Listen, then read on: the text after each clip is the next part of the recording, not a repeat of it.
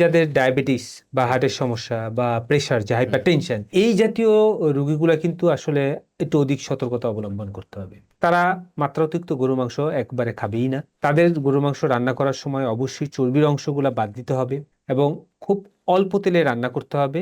এবং যে সবচেয়ে বেশি ক্যালোরি যে জায়গাগুলো থাকে, যেমন গরুর মাথার মগজ, কলিজা, এই খাবারের পার্টগুলো কিন্তু বাদ দিয়ে খেতে হবে। এবং তারা অবশ্যই খাবারের আগে বেশি করে পানি খাবে এবং টোটাল খাবারের টাইমে তারা চেষ্টা করবে যে বেশি করে শসা বা অন্য সবজি যদি রান্না করা হয় সেগুলো যাতে এই গরুর মাংসের সাথে টেক করা যায়। স্যার এমনিতে তো হচ্ছে যাদের এই সমস্যাগুলো থাকে তারা তো হচ্ছে ফ্যামিলি মেনটেন করে থাকে, একসাথে থাকে। তো সেই ক্ষেত্রে হচ্ছে যাদের এই প্রবলেম গুলো আছে, ডায়াবেটিস বা হার্টের রোগী, তাদের ক্ষেত্রে রান্নার কোনো টিপস আপনি দিবেন কিনা?